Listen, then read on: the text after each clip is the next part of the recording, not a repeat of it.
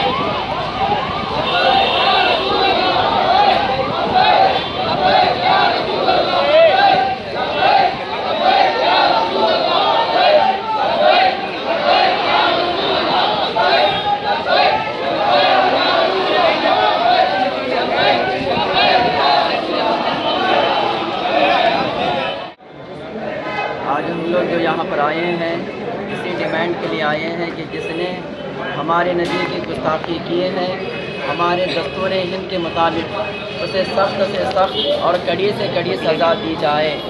उसने हमारे नबी पर मुहूर्त नुमाई करके गंदी ज़ुबान खोलकर हिंदुस्तान के बल्कि दुनिया भर के मुसलमानों का दिल दुखाया है।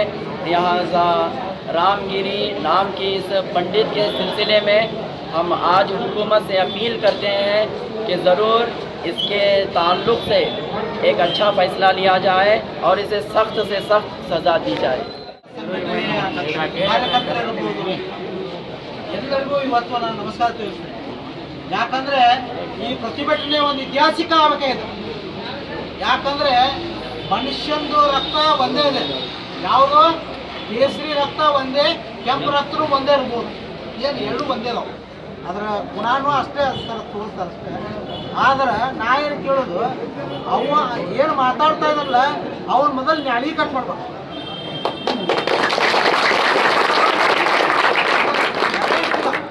ಯಾಕಂದ್ರೆ ಅವನು ಅದೇ ವೃತ್ತಿಯಲ್ಲಿರೋದು, ನಮ್ಮ ಗುರುಗಳು ಅದೇ ವೃತ್ತಿಯಲ್ಲಿರೋದು. ಏನು ಜನರಿಗೆ ಭಾರತ ದೇಶ ಅಂತ ಪ್ರಪಂಚದಂತ ಎಲ್ಲರಿಗೂ ಜ್ಞಾನವನ್ನು ಬೋಧನೆ ಮಾಡುವ ಸಲುವಾಗಿ ಅವನು ಇರುವುದು. ಏನು ಕೆಡಿಸುವುದಕ್ಕೆ ಬೈಯುವುದಕ್ಕೆ ಅವನು ಇಲ್ಲ.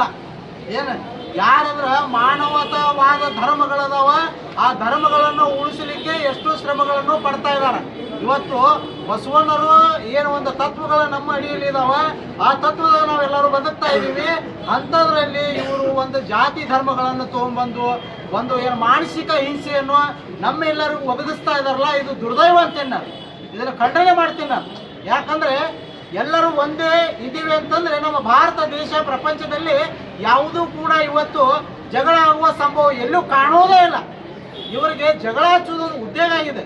ಯಾಕಂದರೆ ಜಗಳಗಳು ಕಮ್ಮಿ ಆಗ್ತಾ ಇದಾವೆ. ಪೊಲೀಸ್ ಸ್ಟೇಷನ್ಗೆ FIR ಆಗಬೇಕಾಗಿದೆ. ಇವರು ಪೊಲೀಸ್ ಸ್ಟೇಷನ್ನಾಗ ಹೆಸರುಗಳು ಬರ್ತಾ ಇರಬೇಕು. ಎಲ್ಲೆಲ್ಲಿ ಏನೇನೋ ಒಂದು ಆಧ್ಯಾತ್ಮಿಕವಾಗಿ ಅವ್ರದೇ ಮುನ್ನಡೆಯಬೇಕು ಅನ್ನೋಂಥ ಅವರು ಹೋರಾಟಗಳನ್ನು ಅವರು ತಮ್ಮ ಮನಸ್ಸಿಚ್ಛೆಯಿಂದ ತಿಳ್ಕೊತಾ ಇದ್ದಾರೆ. ಅದು ಒಂದು ತಪ್ಪು. ಯಾಕಂದರೆ ಮಾನವತಾ ಧರ್ಮ ಆದಮೇಲೆ ಎಲ್ಲರೂ ಒಂದಂತೇಳಿ ಸಹಬಾಳ್ವೆ ಮಾಡುವುದೇ ನಮ್ಮ ಪ್ರಜಾಪ್ರಭುತ್ವದ ಏನು ನಮ್ಮ ಬಾಬಾ ಸಾಹೇಬ್ ಅಂಬೇಡ್ಕರ್ ಅವರ ಕಾನೂನಾತ್ಮಕವಾಗಿದೆ. ಅದನ್ನು ಅವರು ಕೂಡ ಒಂದು ಬುಕ್ಕನ್ನು ತೆಗೆದುಕೊಂಡು ಓದಬೇಕಂತೇಳಿ ನಾನು ಆ ಸ್ವಾಮೀಜಿಯಲ್ಲಿ ವಿನಂತಿಸ್ಕೊಳ್ತಾ ಇದ್ದೀನಿ.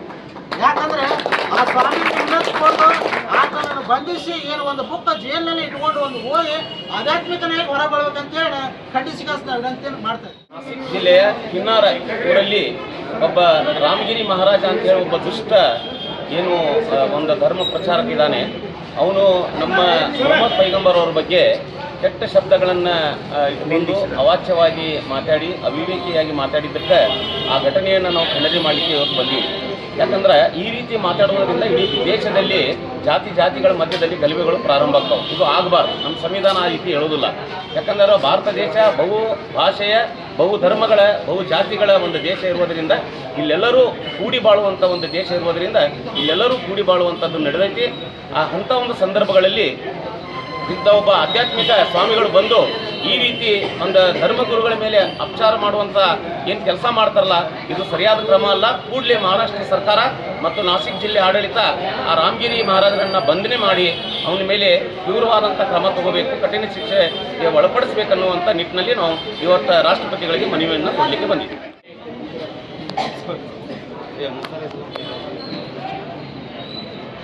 इधर देखो काई साहब.